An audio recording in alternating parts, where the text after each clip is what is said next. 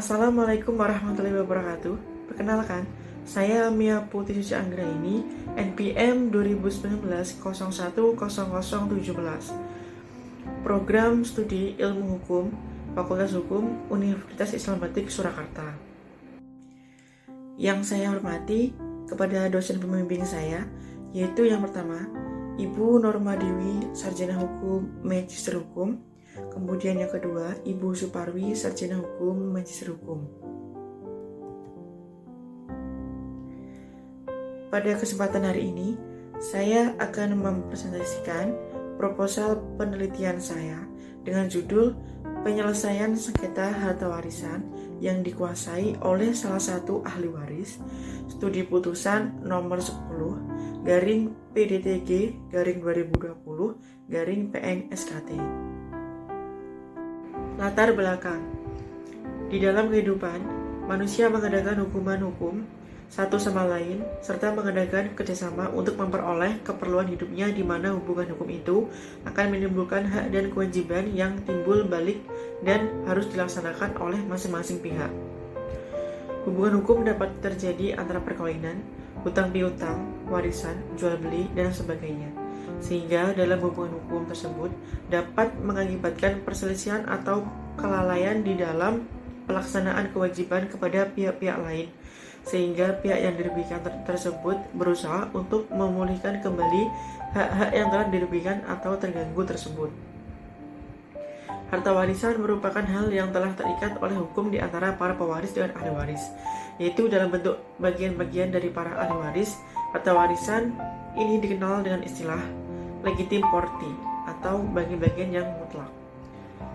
Di dalam proses penerusan dan pengoperan harta benda tersebut, terdapat harta benda pewaris yang nantinya akan menjadi harta warisan yang akan dibagi kepada para ahli waris yang mempunyai hak waris.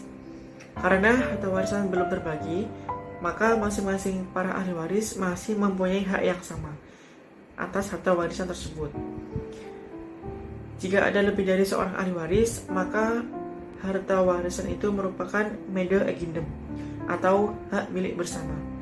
Kedudukan para ahli waris sebagai penerima harta waris, para ahli waris mempunyai hak yang sama, yaitu yang pertama, hak saisin. Dengan meninggalnya pewaris, maka ahli waris segera menggantikan hak-hak dan kewajiban-kewajiban dari pewaris tanpa memerlukan suatu perbuatan tertentu. Walaupun mereka, para ahli waris, tidak tahu-menahu akan meninggalnya sepeninggal warisan tersebut. Yang kedua, yaitu hak hereditas petisio, yaitu setiap ahli waris berhak melakukan penuntut hukum untuk memperjuangkan hak warisnya. Hak menuntut ini menyerupai hak penuntutan seseorang, pemilik suatu benda. Dan menurut maksudnya, penuntutan itu harus ditujukan kepada orang yang menguasai suatu benda warisan dengan maksud untuk memilikinya sendiri. Kemudian yang terakhir yaitu hak menuntut pembagian harta warisan, yaitu para ahli waris dalam menuntut pemisahan atau pembagian harta warisan di depan pengadilan, maka tuntutan tersebut tidak dapat ditolak oleh ahli waris yang lainnya. Dalam praktiknya, seringkali terjadi perselisihan ataupun sengketa atas harta warisan antara sesama ahli waris. Sebagai contohnya yaitu kasus perkara nomor 10 garing PDTG garing 2020 garing PN-SKT, di mana penggugat meminta haknya yang telah dikuasai oleh tergugat sehingga menjadi sengketa harta waris. Dari latar belakang masalah tersebut di atas yang telah diuraikan, maka dapat dirumuskan masalah, yaitu yang pertama, bagaimanakah pertimbangan hakim dalam memutus sengketa perkara pembagian harta waris yang dikuasai oleh salah satu ahli waris. Kemudian yang kedua, yaitu bagaimanakah akibat hukum putusan nomor 10 garing PDTG garing 2020 garing PN-SKT. Tujuan penelitian yang pertama yaitu untuk mengetahui bagaimanakah pertimbangan hakim dalam memutus sengketa pembagian harta waris yang dikuasai oleh salah satu ahli waris. Kemudian yang kedua, untuk mengetahui bagaimanakah akibat hukum putusan nomor 10 garing PDTG garing 2020 garing PN-SKT. Manfaat penelitian. Manfaat penelitian ada dua, yaitu yang pertama manfaat teoritis, yaitu hasil penelitian ini diharapkan dapat menambah wawasan bagi akademi dengan kajian hukum di bidang perdata mengenai perbuatan melawan hukum tentang penguasaan harta warisan. Kemudian manfaat yang kedua yaitu manfaat praktis, di mana hasil penelitian ini diharapkan dapat memberikan pengetahuan, pemahaman kepada masyarakat terkait masalah kewarisan, sehingga dapat memahami segala sesuatu tentang kewarisan yang nantinya diharapkan tidak akan menemui sengketa-sengketa masalah kewarisan. Landasan teori. Yang pertama, perbuatan melawan hukum. Menurut pasal 1365 Kitab Undang-Undang Hukum Perdata, maka yang dimaksud dengan perbuatan melanggar hukum adalah perbuatan yang melawan hukum yang dilakukan oleh seseorang yang karena salahnya telah menimbulkan kerugian bagi orang lain.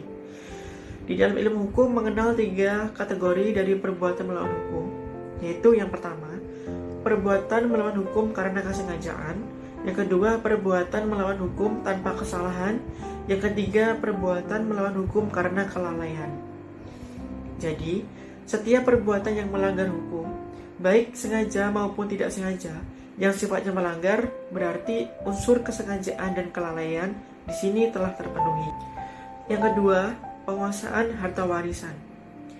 Di dalam Kitab Undang-Undang Hukum Perdata, kedudukan penguasaan atau penguasai serta menikmati suatu barang yang ada dalam kekuasaan seseorang secara pribadi atau dengan perantaraan orang lain, seakan-akan barang tersebut miliknya sendiri sebagaimana diatur dalam pasal 529 Kitab Undang-Undang Hukum Perdata atau BIZIT.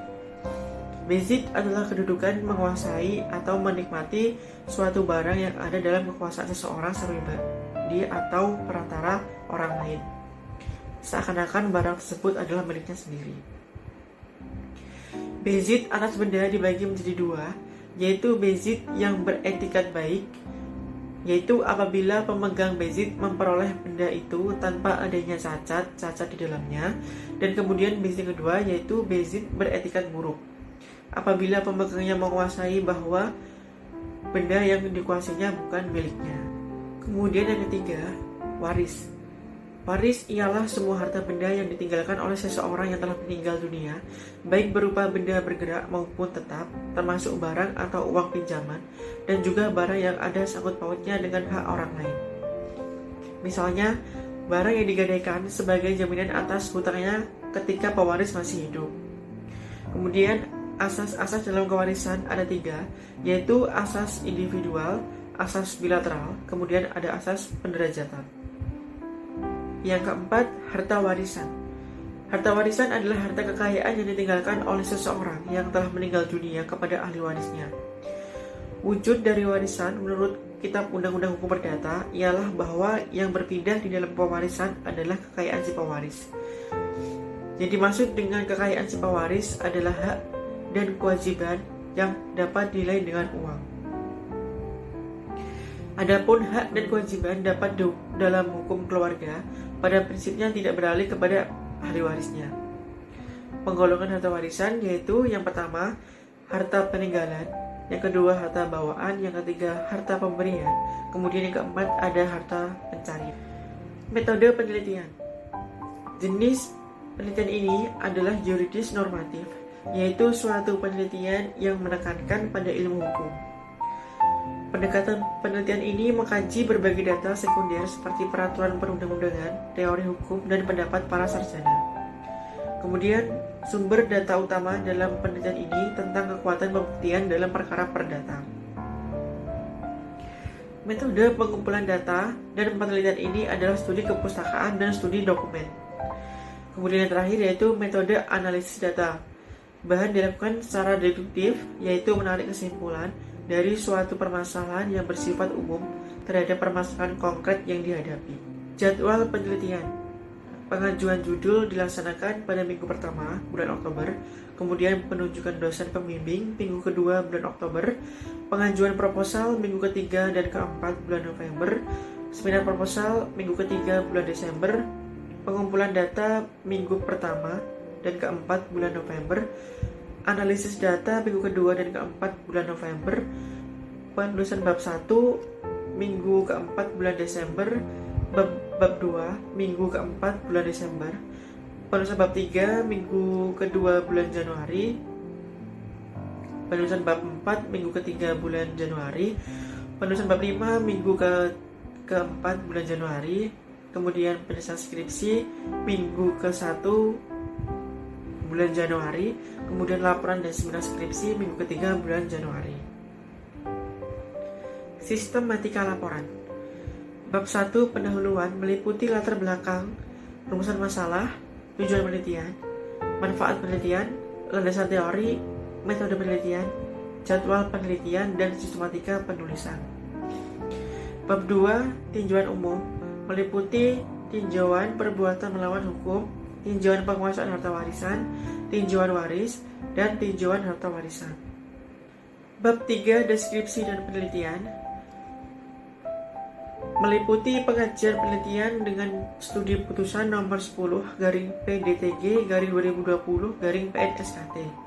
Kemudian bab 4 hasil dan pembahasan meliputi menguraikan hasil pembahasan berupa pertimbangan hakim dalam memutuskan sengketa, kemudian akibat hukum putusan nomor 10/PDTG/2020/PNSKT.